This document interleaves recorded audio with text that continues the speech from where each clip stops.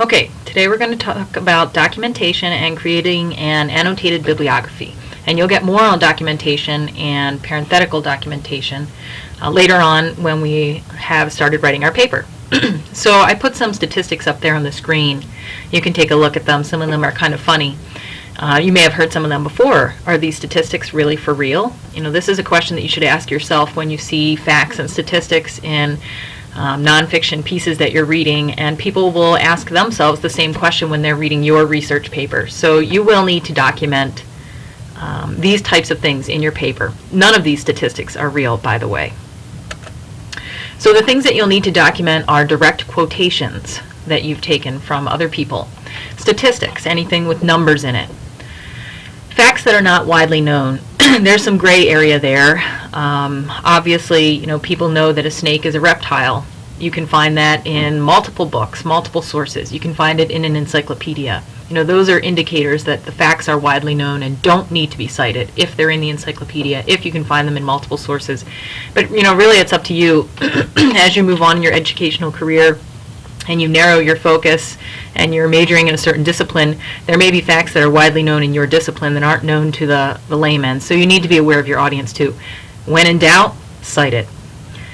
And then the other thing that you'll need to cite that we'll get into a little bit later this week are ideas from other people. So if you're writing a paper and you're using someone else's idea that you got from their article, but you're not using any of their words, you still need to cite their idea. Ideas are considered intellectual property, and you could be accused of plagiarism. Of course, it would be unintentional if you wrote a paper using someone else's wonderful idea and never cited it. But we'll talk about that a little bit later this week.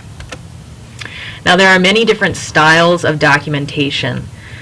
The one you're most familiar with is the one that we use at SPASH and the one that many undergraduate colleges use, and that's MLA style. That stands for Modern Languages Association. It's just a group of people who got together and created a consistent style for documentation. It's often used in English, in the humanities, and in foreign languages. But there are other styles that can be used, and you might find when you go to college that you are studying a discipline that prefers a different style, or you have a particular professor that prefers a different style. As an English major, I used MLA through my entire career in undergraduate school, and as a senior, I was taking a class, and I guess I missed when that particular professor said she wanted APA style, and I used MLA style, which is what I had been using in all the other courses. And when I got my paper back, you know, I had some points taken off because of that.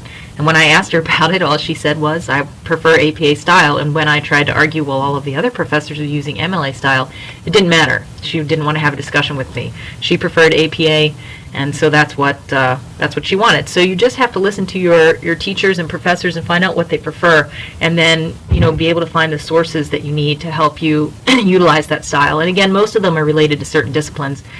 So MLA is humanities, APA psychology and social sciences, education. The Chicago Manual of Style actually has two sub-styles. One uses footnotes and a bibliography.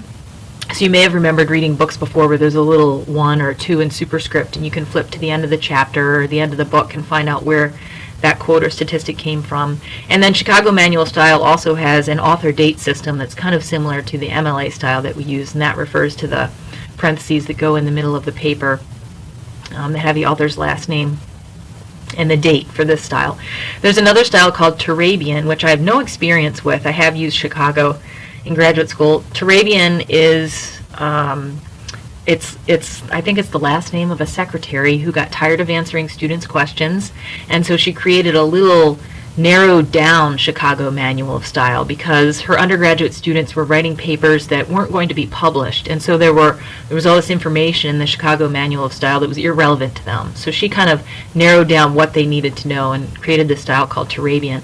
And then AMA, I have no experience with, but I suppose if you're going to study medicine or health or biological sciences, you'll get some experience with it. I bet that you'll start out, though, if you're studying biology, using APA style to start with. But again, the important thing is to know what style your professor wants and then find the sources that will help you learn that style.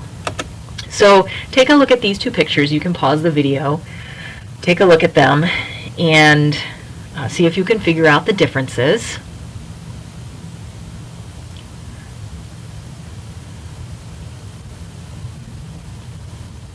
So let's see, the differences are upside down at the bottom. You can read them. Some of the things that are different there are on the wheel of the bus, there's no mark. Let's see, the pocket on the boy's shirt is different.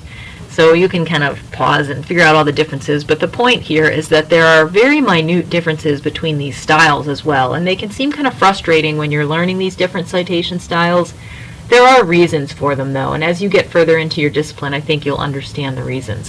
For example, take a look at this book that has been cited in 3 different styles: MLA style, which we use at SPASH, APA, which I know they use at Midstate, and Chicago. You'll notice some very slight differences, so just pause for a moment and take a look at those differences.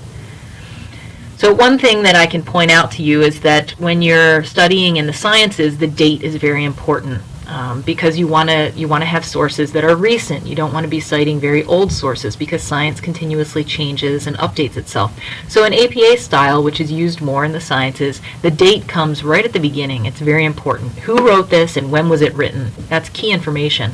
In MLA style, that's used mostly in the humanities and the arts and English, the date isn't as important. You know, people who wrote about Shakespeare 200 years ago or 100 years ago still had important things to say about them, just like people who write about him today. So the date isn't as important, it goes near the end.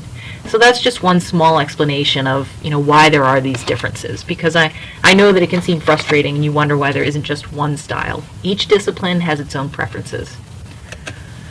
A little bit later on, we'll talk about the parenthetical or in-text citation that goes in your paper, so we're getting a little bit ahead of ourselves now. But here is an example of an in-text citation written in 3 different styles. So you can take a look at them again, MLA, APA, and Chicago, and see what differences you note. And remember that Chicago had 2 sub-styles. If you're using Chicago, you have to know if your professor wants to use the author-date system in parentheses or a footnote-endnote system. So again, one of the things you'll notice is that the date is very important to the sciences. So with APA and Chicago, the date goes right in parentheses. In the humanities, we're not as concerned with when this source was written, so you just have the author's last name and the page number. For this class, you can use either MLA or APA style. Most of you probably have experience with MLA style because you used it in Intro to Composition. But if you're going to Midstate, I would suggest you use APA style. Some classes at UWSP or some disciplines use APA style. I know in the health sciences at UWSP they use APA.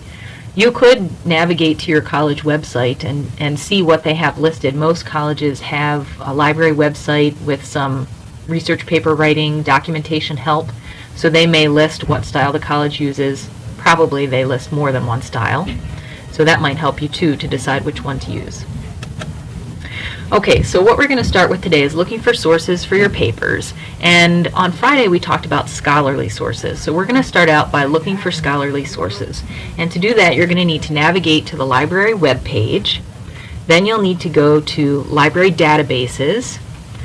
Then you'll need to choose EBSCO. EBSCO is an excellent database that includes trade magazines, but also those peer-reviewed journals that we talked about on Friday. So first we're going to look for the peer-reviewed journals, the scholarly sources. And to do that, you're going to want to choose Research Databases, and then once that opens up to a search screen, choose Advanced Search. Then that will open you up to this screen, and you can see in red that there is a button you can click that says Scholarly Journals. So click that button, and that's actually going to weed out anything that wasn't peer-reviewed. So click that first. And then I would also click the full text button. Now ideally you wouldn't want to have to do that, but we don't have time to be contacting other libraries and getting them and paying, to have them send copies to us. So just click the full text, and that's anything that you can get free online through EBSCO. And then go ahead and type in your search terms and click search. And then the things that come up should be from scholarly sources. Now if you don't find anything on the first try, you're going to need to really play with those search terms. Think of organizations, think of different words that you can put in, play with the and or buttons up here, and try to get something that was published by a peer-reviewed journal. And then also one other thing I wanted to point out is that you're going to be creating a works cited page, and first an annotated bibliography. And you can actually use the Cite button here on EBSCO. Now there might be some mistakes, but I think just use that to begin with, and then you can look at your other sources that you cite and see if there are any inconsistencies and correct those. So don't forget that you can use that cite button. And once you click on that, you can scroll down and choose whichever style you want to use. Some other resources that might help you are this Purdue website. This is from Purdue University, so I'm just going to go to that for a second. This has an explanation of what an annotated bibliography is, which is what your assignment is that's due on Friday. Also some examples here, and examples in different styles as well, APA and MLA. This is just a great website. It's from Purdue University, but it's organized very well. So I use this a lot myself when I have documentation questions. So an annotated bibliography is just a list of the sources that you're going to use, and then after each source is a brief summary of why you're going to use it. In other words, you've read this source, you've looked at it, what is it about, how is it going to help you in your paper? So I don't want you to just be aimlessly pulling sources that sound good based on the title. Skim through them, do a little reading, and tell me, is it going to help you with your point of view, with the opposing point of view, with background information? How is it going to help you? And then other things that might help you, just that Purdue website in general. If you're going to Madison or any of the UW systems, Madison has a really nice writer's handbook website that will help you with various styles. Or again, you could go to your own college and see what their library has put online to help you. And then also the Night Site or EasyBib sites can help you if you find a source on the internet later on. You don't have that cite option that the databases give you. You can use that to help you do correct citations. Just remember to be consistent. You're using either MLA or APA. So hopefully this will help you, and if you have questions, then you can ask me in class.